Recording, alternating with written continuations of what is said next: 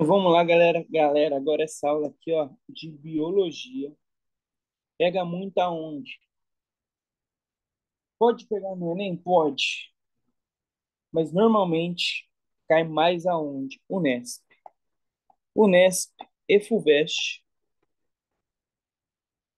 ama biologia, né? FUVEST, tá? Então vamos prestar bastante atenção nessa aulinha agora. Então, ou seja, resumindo, o que eu quero dizer, na verdade, é que a Unesp e a FUVEST pode pegar mais pesado nesse assunto do que o Enem, que pode perguntar algo superficial para você ou algo para você apenas interpretar. Então, vamos focar aqui bastante nessa aula aqui. Hoje a gente vai falar sobre membrana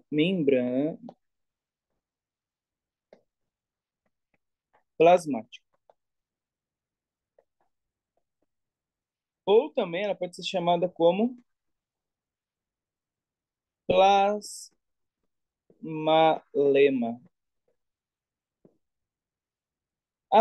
Esse assunto, não esquece, obviamente está em biologia, tá? Então vamos lá. Primeira coisa que você tem que saber da nossa membrana plasmática. A membrana plasmática é ela que vai limitar, ela que vai trazer o limite da célula viva. Ou seja, ela reveste quem, gente? Nada mais, nada menos do que as nossas células, né? Célula viva. Ela mantém o isolamento da célula entre o meio externo. Foca nisso. Ela mantém isolamento da célula em relação ao meio externo. Então, ó, vamos construir aqui uma célula. Aqui é uma célula, ó.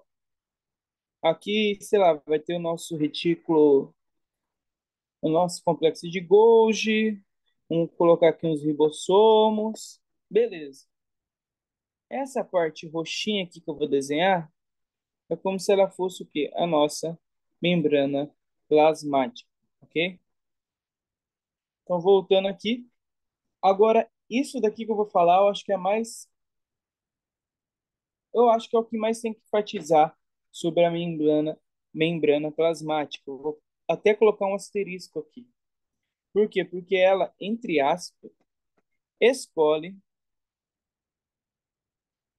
quem entra e quem sai da célula. Então, ela controla, vou colocar entre parênteses, controle.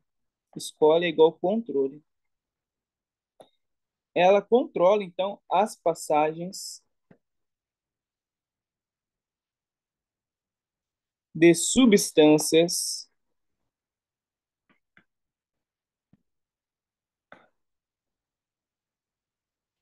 Escolhe e controla as passagens de substâncias que entram e saem da célula. Fechou. Vocês já vão logo entender o que eu quero dizer, tá? Outra informação importante é lembrar que ela é uma bicamada, tá? Ela é uma bicamada. É uma bicamada lipídica. Ou seja, se ela é uma bicamada lipídica, gente, na nossa aula de polares e apolares, o que você já sabe? Apolar tem afinidade com apolar. E polar tem afinidade com polar. Se ela é uma camada lipídica, lipídica é o que, gente? Ela é o que? Apolar, né? Se ela é, então, apolar, as substâncias apolares vão passar mais facilmente por ela, tá? Do que uma polar, no caso. Então, vamos definir aqui, ó. Substâncias apolares atravessam a membrana, né? Atravessam. Vou colocar MP, que é a membrana plasmática, tá? A membrana plasmática mais facilmente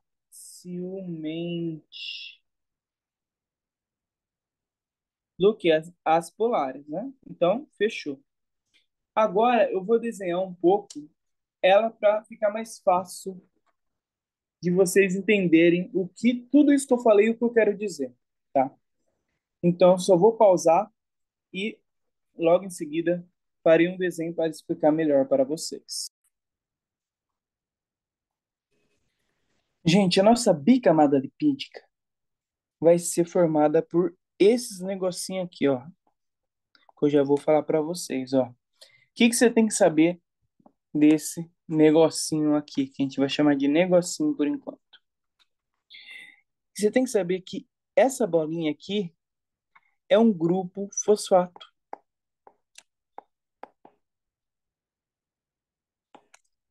E que essas perninhas aqui, não são grupo fosfato. Então, o grupo fosfato vai ter afinidade com quem, gente? Com moléculas polares, você concorda comigo? E essa perninha, então, vai ter o que, gente? Afinidade com moléculas apolares. É isso que eu preciso que você saiba. Apolares. Agora vamos desenhar a nossa bicamada lipídica. Vamos lá. A nossa bicamada lipídica vai ser exatamente assim, bi de 2. Olha aí. Olha como que vai ser, ó. Essa daqui é a nossa bicamada lipídica.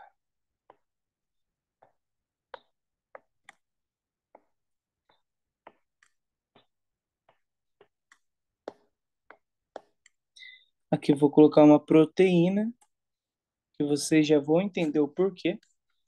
Se não der tempo nesse vídeo aula, é no próximo, tá? Isso aqui é uma proteína, mas vamos continuar desenhando.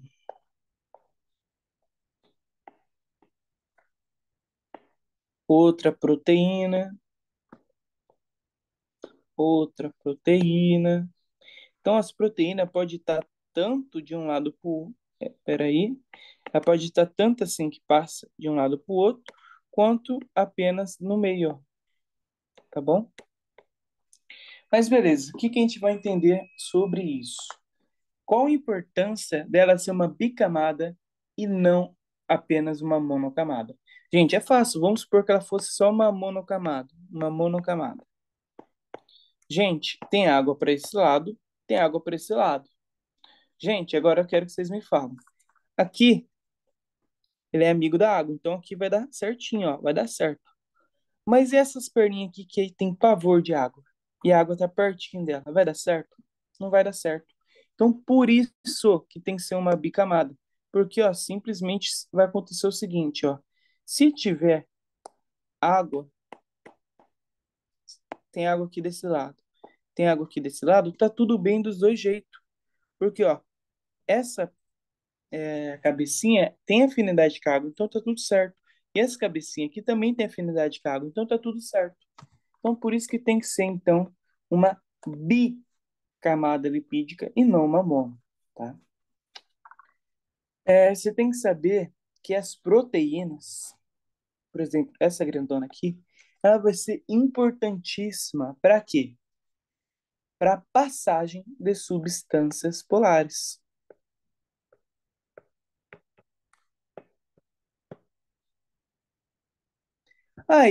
E a apolares, gente? Apolares passa por aqui mesmo, né? Apolares, substâncias pequenas apolares, passam por aí mesmo. Já as polares têm que passar por esses canais de proteína.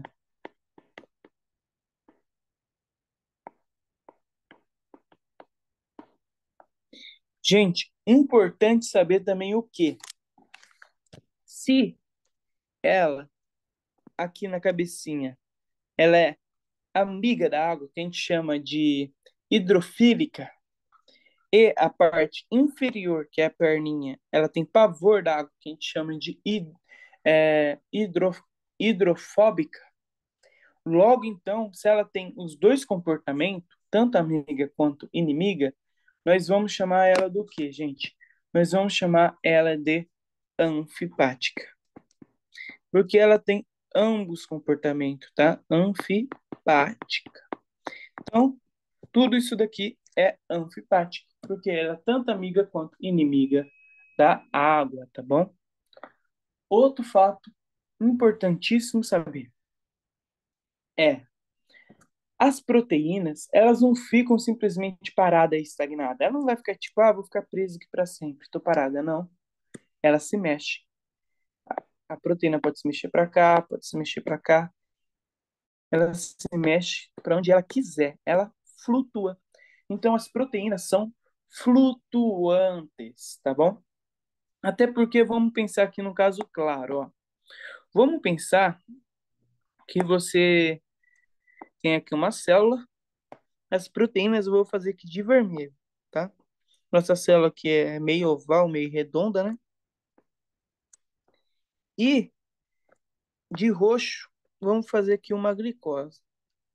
A glicose, gente, veio da comida e ela quer entrar na célula. Gente, o nosso corpo ama estocar gordura. Ama, ama. Por quê? Porque antigamente, nossos ancestrais passavam dias sem comer, dias sem caçar. Então, é importante para o ser humano conseguir guardar as sobras de energia que vem da comida que ele não utilizou. Agora você pensa, vamos supor que só tem essa proteína aqui para entrar a glicose. Gente, a chance dela perder essa glicose é grande. Então as proteínas, elas não se mexem. Todas se mexem, todas, tá? Elas começam a vir para ajudar a entrada dessa glicose. Então ficaria mais ou menos assim, ó.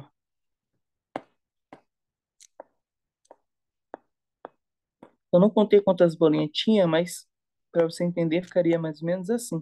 E a glicose ia conseguir entrar nessas diversas proteínas, tá? Então, a glicose não é a glicose que busca achar as proteínas, ao contrário, a proteína busca achar, no caso aí que eu dei o exemplo, a glicose, tá bom? Então, esse é a nossa membrana plasmática. Tem que saber que ela é anfipática, tem a cabeça dela é uma camada do grupo fosfato, que é amiga da água, ela é polar. E a cauda é apolar, inimiga da água. Importante ressaltar as funções importantíssimas das proteínas, como eu falei. E por enquanto, por essa aula aqui, ó, eu acho que vocês já estão bem e vão arrebentar. Mas, como nem tudo são flores, nós temos que começar a falar o que agora, gente? Sobre o nosso transporte passivo e o nosso transporte ativo. Vamos começar primeiramente com o nosso transporte passivo, tá? Porque é o mais fácil de se entender. Caso essa aula encerre, por causa do tempo que eu coloquei para. Por causa do tempo que eu também tenho que postar no YouTube, vocês vê a próxima aula, tá? Que é a continuação dessa, tá bom? Então vamos lá, gente, para o nosso transporte, agora o nosso transporte passivo, primeiramente. Espero que dê para terminar todo o transporte passivo e na próxima aula eu ensino apenas o ativo. Mas se não der, eu paro aqui no meio passivo e continuo na próxima aula. Transporte passivo. Então vamos lá para o nosso transporte passivo. O nosso transporte passivo, ele vai ser sempre a favor do gradiente. Marcos, o que é a favor do gradiente? Eu nem sei o que você está falando. Não tem problema, eu vou te explicar. A favor do gradiente é quando você sai do meio mais para o meio menos, tá bom? Super importante. Você tem que saber que ele é um transporte o quê, gente? Espontâneo. e ele é exotérmico. O que que é exotérmico, gente? Ele libera energia. Ele libera energia. E essa energia é muito importante para quê, gente? Para o nosso transporte ativo secundário, que eu vou falar na próxima aula, tá bom? Mas então vamos entender um pouco mais sobre esse transporte passivo que eu já não estou entendendo é mais nada. Tudo bem, vamos lá. O nosso transporte passivo. Ah, antes eu fiquei de explicar que esse do meio mais para o meio menos. Então, antes eu vou puxar uma seta aqui para explicar. Vou fazer aqui uma espécie de um aquário. Pera que ficou feio. Vou fazer aqui uma espécie de um aquário. Esse meu aquário tá dando tudo errado. Pera aí. Agora tá ficando bom. Beleza. Esse daqui é o meu aquário. Não ficou perfeito, mas ficou bom. Esse aquário aqui vai ter água.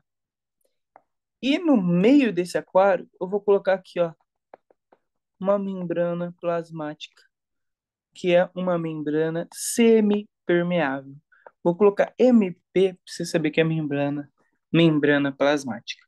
Agora, gente, vou colocar aqui o quê? Solutos. Vou colocar aqui solutos. Vou colocar aqui um, dois, três, quatro. Quatro solutos.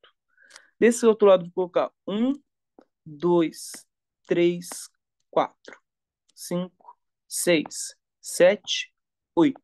Coloquei oito. Gente, vocês têm que saber que esse soluto não fica parado, meu amor. Ele se mexe. Se mexe aleatoriamente para vários cantos, para vários lados. Ele não fica parado, ele não gosta de ficar parado. Gente, olha a quantidade de soluto que tem desse lado aqui da seta. E olha a quantidade que tem desse lado aqui da bolinha que eu fiz aqui. Gente, a da bolinha tem muito menos do que o do outro lado. Você concorda comigo? Então, é isso que você tem que pensar. Se os solutos estão se mexendo aleatoriamente, logo, na hora de passar por essa membrana roxa que eu fiz aqui, ó, que eu vou fazer aqui esse risco vermelho, essa membrana aqui, ou do lado esquerdo, que é esse daqui, ó, o meu lado esquerdo, a chance dele pegar essas bolinhas do soluto e passar para o outro lado é muito maior do que do lado direito vir para o lado esquerdo. Então é isso que você tem que saber. O lado que tem mais soluto é hiper. O lado que tem menos é hipo. Então, gente, obviamente que as bolinhas tanto do hiper vai passar para o hipo e do hipo vai passar para o hiper. Mas como as bolinhas do hiper é muito mais, tem muito mais soluto, então vai passar muito mais bolinhas para o outro lado. Então, esse lado hipo aqui vai começar a ter muito mais bolinhas passando. Porque desse lado do hiper tem muito mais bolinha. Então, se tem mais bolinha, vai vir mais bolinha para esse lado. Vindo mais bolinha para esse lado aqui vai ficar com mais bolinha. Vai entrar mais bolinha, quero dizer. Com essas entradas de bolinha, uma hora, gente, uma hora, eles vão se estabilizar. Eles vão se estabilizar. Deixa eu fazer aqui. E quando eles se estabilizarem, vai ter um nome. Esse nome se chama ISO. Eles vão estar igualzinho. Eles não vão ficar mais brigando para ver qual soluto vai para qual lado. Então, ó, se eu tinha 4 de um lado e 8 do outro, tinha 12. Então, aqui vai ficar 6, 1, 2, 3, 4, 5, 6. E esse outro lado aqui também vai ficar 6. 1, 2, 3, 4, 5, 6. Então, tanto esse lado quanto esse lado tem a mesma quantidade de soluto agora. Então, vai correr a mesma quantidade de passagem de soluto para cá, vai correr para cá. Então, eles vão se estabilizar. Se estabilizando, isso se chama ISO. Então, nenhum lugar vai estar hipertônico, nem hipotônico. Eles vão estar isotônico. Nenhum lado, nem outro lado vai estar com mais soluto do que o outro. Nesse caso aqui que eu dei. Então, nós chamamos que o ISO tem o deslocamento efetivo igual a zero.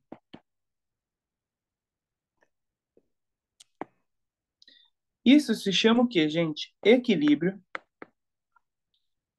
equilíbrio dinâmico.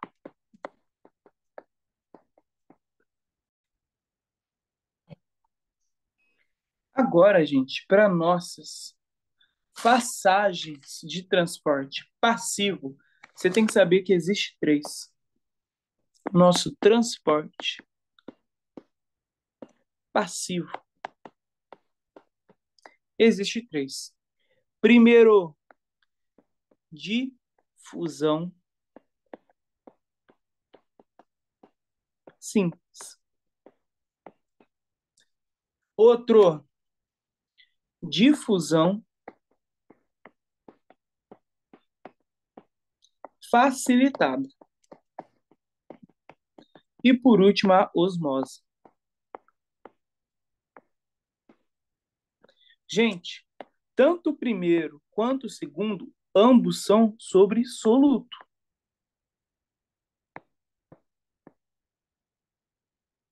E o último, gente, é sobre a nossa famosa água, a nossa H2O. Então, gente, o que é importante você saber? A difusão simples vai ser as moléculas apolares. Então, ela consegue passar pela própria camada lipídica.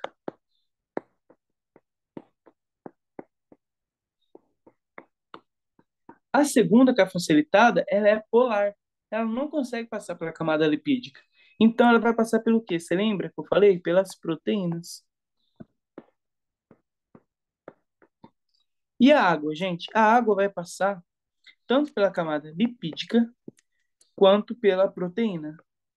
Aí você fala, gente, mas como? A água não é polar? Não tem como ela passar. Tem. Eu vou te provar que tem. Gente, se vocês for ver, eu realmente, de verdade, eu concordo com você que esse roxo aqui que eu vou fazer, essas perninhas, elas são contra a água. Elas não iam deixar a água passar. Eu concordo com você. Mas, amor da minha vida, você tem que saber que tem água pequenininha. Essa água aqui é tão pequenininha, que ela consegue passar no meio daqui. Porque se você for ver, as cabeças não se encostam e as perninhas também não se encostam. Então, nesse vãozinho passa uma pequena molécula, uma pequena quantidade de água. Então, sim, é possível fazer isso, tá bom? Gente, eu vou encerrar a aula por aqui para eu não parar no transporte passivo no meio, tá? Então, na próxima aula eu vou passar o transporte passivo e o transporte ativo, obviamente. Mas talvez o transporte ativo não caiba no mesmo vídeo do que o transporte passivo. Então, talvez eu separo também em dois vídeos, tá bom, gente? É isso, gente. Muito obrigado pela aula. Beijo e até mais. E tchau, tchau.